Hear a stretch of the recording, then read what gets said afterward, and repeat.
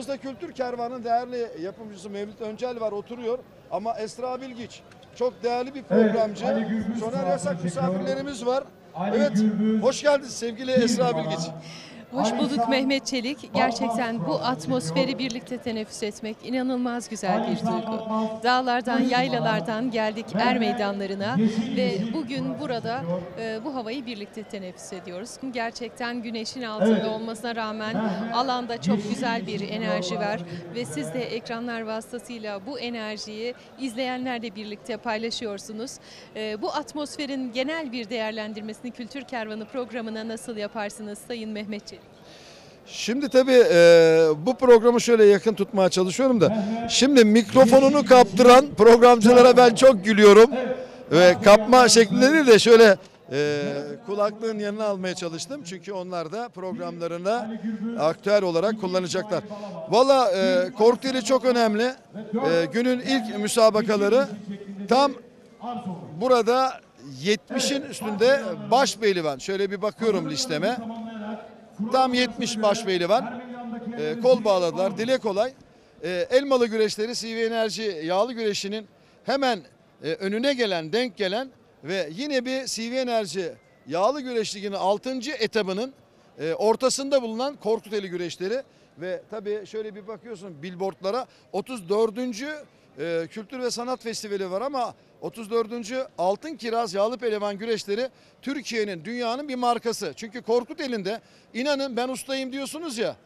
Korkuteli'nde herkes usta. Kadınlar usta, yaşlılar usta. Güreş dokusunu o kadar iyi biliyorlar ki Karadeniz'de özellikle Aybastı'da, Ordu'da, Samsun'da bunu görebiliyoruz ama Antalya, Akdeniz'de Korkuteli'nin insanı güreşi çok iyi bilir. Onlara yanlış bir hikaye anlatamazsınız. Bu hikayenin kahramanları var. Tabii Cengiz Elbiye, Recep Gürbüz, son yani yeni pehlivanlardan ben burada Hakkı Aygün'ü rahmetle anıyorum. Ama bunun yanı sıra sevgili Muhammed Hoca'yı, Muhammed Ali Hoca'yı, Ali İhsan'ın hocasını bir cuma günü Kırkpınar heyecanında kalp krizinde kaybettik ama Ali İhsan başaltı pehlivan olarak gitmişti. Korkuteli'nin değerlerinden bahsediyorum. Bugün Korkuteli insanı çok vefalı. Ali İhsan'ı ayakta alkışlıyor. Ali Gürbüz Smandırlı ve Korkuteli'nin kültür değerlerine değer katıyor. Güne gelecek olursak şimdi çeyrek finali biraz önce tamamladık, yarı finali geleceğiz. Tabii yarı finalde Ali İhsan Batmaz gibi bunun yanı sıra Ali Gürbüz gibi çok önemli değerler acaba böyle bir final olur mu diye bakıyorlar. İsmail Balaban, Mehmet Yeşil, Ali Gürbüz ve Ali İhsan Batmaz. Sarı fırtına esebilecek mi? Mehmet Yeşil öğretim üyeliği, öğretmenlik kültürüne adeta müfredatı işleyebilecek mi? Ali Gürbüz küllerinden doğdu. Yarı finale kadar geldi. Geçen senenin acısını burada baş pehlivan olarak telafi edip o acıyı çıkartabilecek mi? Oldu da Ali İhsan, Ali Gürbüz olur mu? Olursa usta çırak ilişkisi nasıl bir final yaşatır? Yoksa İsmail Balaban, Ali Gürbüz mü olur? Yoksa Ali İhsan Batmaz, Mehmet Yeşil mi olur? Bunun hepsinin cevabını göreceğiz. Günün hikayesinde kazanan yağlı güreş seyircisi. Ben ayakta alkışlıyorum.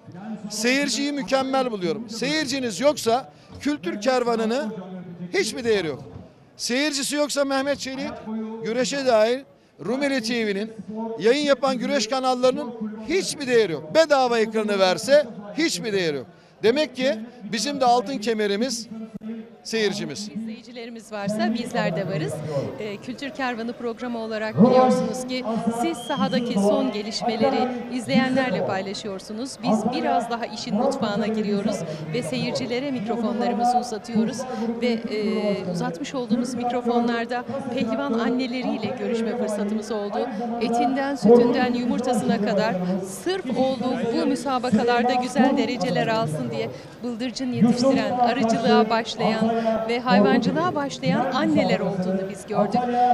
Gerçekten bu annelerimizin de ellerinden öpüyoruz ki böylesine güzel sporcular yetiştirmişler. Ailelerin destekleri olmadan bu sporcularımızın bu sahalarda Türkiye'de ve dünyada bu er meydanında gösterdikleri hünerleri sergilemesi mümkün değil. Annelerin paylarını da buradan haklarına vermiş olalım Sayın Mehmet Çelik. Gerçekten çok güzel bir şekilde bu gelişmeleri aktarıyorsunuz. Kültür Kervanı programı ekibi olarak da size çok teşekkür ediyoruz bu güzel söyleşi. O zaman şöyle yapalım. Sevgili arkadaşım, o da Soner Yasak, Antalya'nın önemli bir ismi. Mikrofonu ona uzatalım. Soner Yasak da bize yarı final eşleşmelerini bildirsin ve Kültür Kervanı'nın onu da bir selamlasın. Soner Yasak'a da mikrofonu uzatabiliriz. Sizi takip ediyoruz. Başarılar diliyoruz. Programımız da gayet verimli. Bugünkü Korkuteli 34. Altın Kiraz Yağlı Pehlivan güreşlerine sizler de şahit oluyorsunuz. Atmosfere saat kaç oldu? Bak bir tane türbünden eksilme olmadı. Dolayısıyla muhteşem bir final müsabakası izleyeceğiz. Yarı final oynanacak biraz sonra. Ali Gürbüz'de İsmail Balaban eşleşmesi. Ali İhsan Batmaz'da Mehmet Yeşil. Bu güreş çok önemli. Özellikle Ali Gürbüz, Korkuteli Smandırlı, Tarihi Kırkpınar Başpehlivanı kendi memleketinde, kendi seyircisi önünde buranın başpehlivanı olmak için mücadele verecek.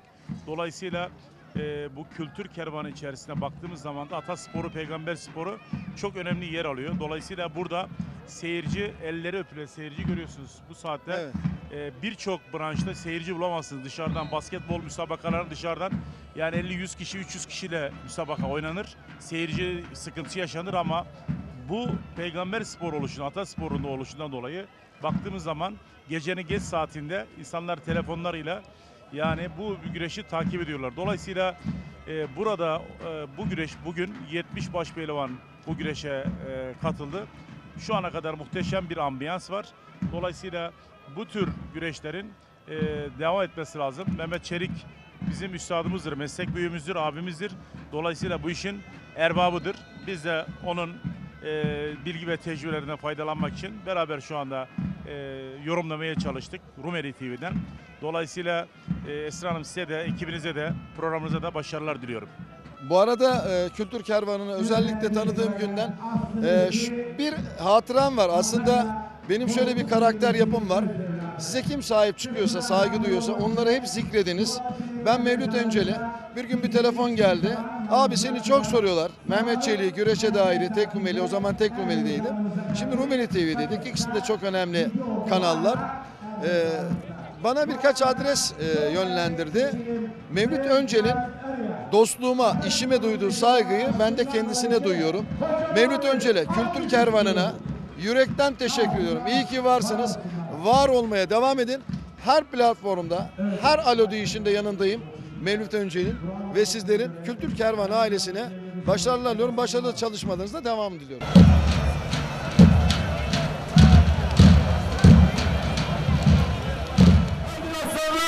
Allah kabul etsin.